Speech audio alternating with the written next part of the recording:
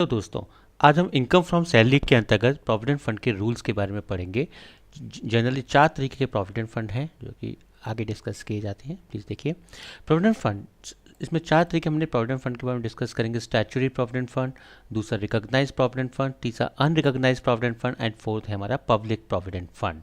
ठीक है, इन चारों के रूल्स के बारे में सबसे पहले उनके मीनिंग और एडमिनिस्ट्रेटेड कौन करता है उसके बारे में पढ़ते हैं हम लोग। स्टैट्यूटरी प्रोविडेंट फंड जो है इस setup under the provision of the provident fund act 1925 के अंतर्गत इस्टेब्लिश किया गया है। Government and semi government organisation, local authority, railways, universities and recognised educational institutions maintain statutory provident fund को मेंटेन करते हैं। इसके बाद जो भी पैसा मिलता है वो सब के सब एग्जाम्प्टेड ही होता है। ठीक है, दूसरे नंबर पे आता है recognised provident fund. Recognised provident fund जो कि employ provident fund and miscellaneous provision act 1952 के अंतर्गत फ्रेम किया जाता है। और the PF act cover any establishment employing 20 और मोर पर्सन अगर जहाँ पे 20 या 20 से ज़्यादा बंदे काम करते हैं वहाँ पर ये रिकॉग्नाइज्ड प्रोविडेंट फंड को लिखा है के अंतर्गत रूल फ्रेम किए जाते हैं। However an establishment employ less than 20% can also join the scheme provided employ and employ both agree to do so. अगर दोनों एग्री हैं, एम्प्लॉयर भी और एम्प्लॉय भी, तो रिकॉग्नाइज्ड प्रोविडेंट फंड के अंतर्गत 20 से कम बंदे भी इंक्लूड किए जा सकते हैं। वो ऑर्गेनाइजेशन भी इंक्लूड किए जा सकते हैं जहाँ पर 20 से कम का भी स्टाफ है। ठीक है, unrecognized provident fund, if a provident fund scheme is created by the employee which is not recognized by the commissioner of income tax के द्वारा वो रिकॉग्नाइज नहीं है तो वो अनरिकॉग्नाइज प्रोविडेंट फंड के उसके अंतर्गत आ जाता है। Then such fund is known as unrecognise provident fund, यानी कि जो कमिश्नर ऑफ इनकम टैक्स के द्वारा रिकॉग्नाइज नहीं किया गया है वो हमारा अनरिकॉग्नाइज प्रोविडेंट फंड कहलाएगा। और फोर्थ नंबर का प्रोविडेंट फंड होता है हमारा public provident fund. Public provident fund, the central government has establish a fund for the benefit of public to mobilise personal saving. ठीक है, लोग अपनी छोटी छोटी सकते सेविंग्स को इकट्ठा कर इस फंड के अंतर्गत डाल सकते हैं। इसमें मिनिमम 500 रुपये से स्टार्ट होता है और मैक्सिमम जो है 1,50,000 तक आप इसमें डिपॉजिट कर सकते हैं। Any member of the public whether salaried और self employed can contribute to fund by opening a provident fund account at any branch of the State Bank of India or its subsidiaries or other nationalized bank के अंतर्गत आप इस account को open कर सकते हैं। Clear? तो हमने 4 तरह के प्रोविडेंट फंड के बारे में पढ़ा। Statutory provident fund, recognised provident fund, unrecognised provident fund और public provident fund. Statutory provident fund जो है हमारा 1925 एक्ट, प्रोविडेंट फंड एक्ट 1925 के तहत चलता है। रिकॉग्नाइज्ड प्रोविडेंट फंड एक्ट वहाँ चलता है जो employ provident fund and miscellaneous provision act 1952 के तहत चलता है और जिसके अंतर्गत 20 या 20 से ज़्यादा बंदे एम्प्लॉयड होते हैं। ठीक है, अनरिकॉग्नाइज फंड जो कमिश्नर ऑफ इनकम टैक्स के द्वारा रिकॉग्नाइज नहीं किया गया है वो अनरिकॉग्नाइज प्रोविडेंट फंड कहलाता है। और पब्लिक प्रोविडेंट फंड कोई भी बंदा इसमें, चाहे वो सैलरी पर्सन है या फिर सेल्फ एम्प्लॉयड पर्सनल है, वो मिनिमम 500 रुपये से ये इस प्रोविडेंट फंड को स्टार्ट कर सकता है। इसकी मैक्सिमम लिमिट जो है 1,50,000 की एटीसी की रिबेट तक मिलती, एटीसी की रिबेट भी इसमें मिलती है। ठीक है, और ये अकाउंट जो है स्टेट बैंक ऑफ इंडिया और उसकी सब्सिडीज बैंक या नेशनलाइज बैंक में ओपन किए जा सकते हैं। फिर आते हैं इसके रूल ऑफ प्रोविडेंट फंड। अब रूल ऑफ प्रोविडेंट फंड में हमारा statutory, recognise provident fund, unrecognise provident fund और पब्लिक प्रोविडेंट फंड, चारों के रूल हम लोग डिस्कस करते हैं। अब एम्प्लॉय कॉन्ट्रीब्यूशन, सबसे पहले आता है हमारा employer contribution. Employ contribution statutory provident fund के अंतर्गत टैक्सेबल नहीं है। स्टैच्यूटरी प्रोविडेंट फंड के अंतर्गत हमारा टैक्सेबल नहीं है। ठीक है, फिर एम्प्लॉय कंट्रीब्यूशन, यहाँ एम्प्लॉय का कंट्रीब्यूशन तो नॉट टैक्सेबल है। एम्प्लॉय का contribution eligible for deduction under section 80C की रिबेट मिलेगी। यहाँ पर किसकी मिलेगी रिबेट? 80C की रिबेट मिलेगी। और इंटरेस्ट जो है नॉट टैक्सेबल, इस पर कोई टैक्स नहीं लगेगा। और लमसम विड्रॉल जो होगा वो भी हमारा, उस पर भी कोई टैक्स नहीं लगेगा। Right. Recognise provident fund, recognise provident fund के रूल कहते हैं हमारे एग्जाम्प्टेड अप टू 12%, 12% तक एग्जाम्प्टेड है। एम्प्लॉय का कंट्रीब्यूशन 12% तक एग्जाम्प्टेड है। एम्प्लॉय का कंट्रीब्यूशन 12% तक एग्जाम्प्टेड है।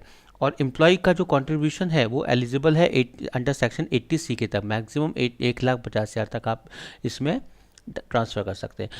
एग्जाम्प्टेड अमाउंट है एट द रेट ऑफ 9.5% के हिसाब से। इंटरेस्ट जो है 9.5% तक तो एग्जाम्प्टेड है, उसके बाद टैक्सेबल हो जाएगा। और लमसम विड्रॉल जो भी होगा वो भी नॉट टैक्सेबल, उस पर भी कोई टैक्स नहीं लगेगा रिकॉग्नाइज प्रोविडेंट फंड के अंतर्गत भी। अनरिकॉग्नाइज प्रोविडेंट फंड, एम्प्लॉय का contribution not taxable, employ contribution not taxable. Employ contribution जो होगा not eligible for deduction under section 80C, यहाँ पे 80C की डिडक्शन एप्लीकेबल नहीं है अनरिकॉग्नाइज प्रोविडेंट फंड के। ये क्वेश्चन ऑब्जेक्टिव्स में पूछा जाता है कई बार पूछा गया है। Not eligible for deduction under section 80C के अंतर्गत इसकी जो है एलिजिबल नहीं होता। इंटरेस्ट जो है नॉट टैक्सेबल है, इंटरेस्ट भी टैक्सेबल नहीं है, और इसका जो लमसम विड्रॉल है उसको हम आगे जाकर भी डिस्कस करते हैं। ठीक है। पब्लिक प्रोविडेंट फंड, अब पब्लिक प्रोविडेंट फंड का आता है। पब्लिक प्रोविडेंट फंड सबसे पहले हम लोग इसके अंडरग्राउंड प्रोविडेंट फंड के रूल हैं, जो कि लमसम अमाउंट ऑफ विड्रॉल इस तरीके से आएगा। एक्यूमुलेटेड एम्प्लॉयर कॉन्ट्रीब्यूशन, अगर एम्प्लॉयर का कॉन्ट्रीब्यूशन का जो फंड है, एक्यूमुलेट किया हुआ, जो इकट्ठा किया हुआ फंड है, वो fully taxable under the head of salaries, salaries head के अंतर्गत टैक्सेबल है। Right. Accumulated employ contribution not taxable, employ का कॉन्ट्रीब्यूशन कोई टैक्सेबल नहीं है। Accumulated interest on employ contribution, employer का जो कॉन्ट्रीब्यूशन है fully taxable under the head of salaries. ठीक है। इंटरेस्ट ऑन एम्प्लॉय कॉन्ट्रीब्यूशन, जो जो इसके ऊपर है, जो इंटरेस्ट भी है वो सैलरी हेड के अंतर्गत टैक्सेबल है। राइट। और accumulated interest on employ contribution income from other sources में टैक्सेबल है, इनकम फ्रॉम अदर सोर्सेज में। ये बस सिंपल तौर पे समझते हैं। एम्प्लॉयर का कॉन्ट्री, फॉर एग्जाम्पल अगर किसी भी एम्प्लॉय को 1,00,000 रुपीज़, फॉर एग्जाम्पल है ये, 1,00,000 रुपये पे जो है अनरिकॉग्नाइज प्रोविडेंट फंड से मिलते हैं, तो 50,000 रुपीज़ पर टैक्स लग जाएगा। 50,000 रुपीज़ पर सैलरी हेड में इसको ऐड कर देंगे और 50,000 रुपीज़ को एग्जाम्प्ट कर दिया जाएगा। लेकिन अगर इंटरेस्ट है, अगर इसके अतिरिक्त इंटरेस्ट है, तो इंटरेस्ट को जो है एम्प्लॉयर के एक्यूमुलेटेड फंड के ऊपर जो इंटरेस्ट मिल रहा है उसको तो हम सैलरी हेड में ऐड करेंगे, और एम्प्लॉय के जो एक्यूमुलेटेड फंड के ऊपर जो इंटरेस्ट मिल रहा है उसे हम इनकम फ्रॉम अदर सोर्सेज में इंक्लूड करेंगे, इनकम फ्रॉम अदर सोर्सेज के अंतर्गत इंक्लूड करेंगे। राइट। अब हमारा फोर्थ आता है public provident fund. Public provident में एम्प्लॉय कॉन्ट्रीब्यूशन तो एप्लीकेबल होता ही नहीं है, एम्प्लॉयर कॉन्ट्रीब्यूशन एप्लीकेबल होता ही नहीं है। Eligible deduction under section 80C के इसमें रिबेट मिलती है। इंटरेस्ट नॉट टैक्सेबल, और लमसम विड्रॉल जो भी होगा वो भी नॉट टैक्सेबल है, उस पर भी कोई टैक्स नहीं लगेगा। ठीक है। अब आते हैं lump sum amount withdrawn from RPF, recognise provident fund से अगर हम कोई पैसा निकालते हैं तो उस पर क्या रूल चलेंगे। The amount withdrawn from RPF is not taxable, amount withdrawn from RPF is not taxable if, नहीं टैक्सेबल होगी तब जब अगर एम्प्लॉय रिटायर और terminate job after 5 years of continuous service, अगर उसने 5 साल की जॉब करने के बाद वो रिटायर हुआ है तो आरपीएफ टैक्सेबल नहीं होगा। जो अमाउंट विड्रॉन की गई लमसम विड्रॉन है वो आरपीएफ पर टैक्सेबल नहीं होगा। Employ has resign before completion of 5 years, अगर उसने 5 साल पहले ही उसने रिजाइन कर दिया है और उसने कोई नया organisation join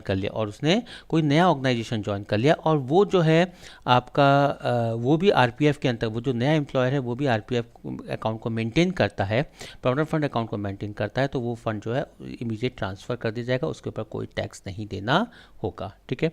the entire balance standing to the credit of the employ transfer to his account new pension scheme as refer under section 80C के अंतर्गत 80C के अंतर्गत ट्रांसफर कर दी जाएगी। Entire balance standing to the credit of the employ is transfer to his account under new pension scheme as refer under section 80C।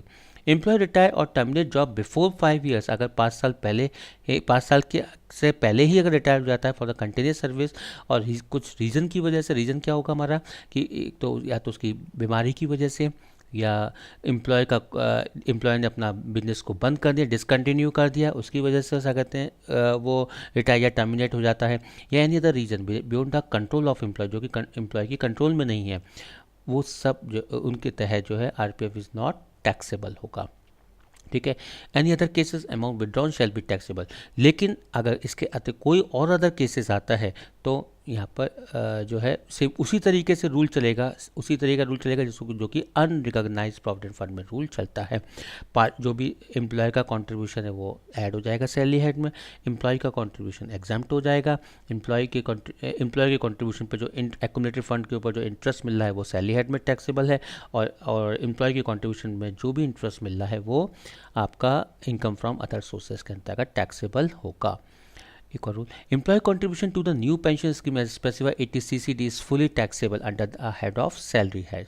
अगर employ का contribution new pension scheme के अंतर्गत कर रहा है तो वो पूरा का पूरा taxable under the head of salary head में। हाउ डिडक्शन इज अवेलेबल, लेकिन उसको डिडक्शन जो है अवेलेबल हो जाएगी 80CCD के अंतर्गत, उसमें डिडक्शन मिल जाएगी जो कि 1,50,000 तक की है।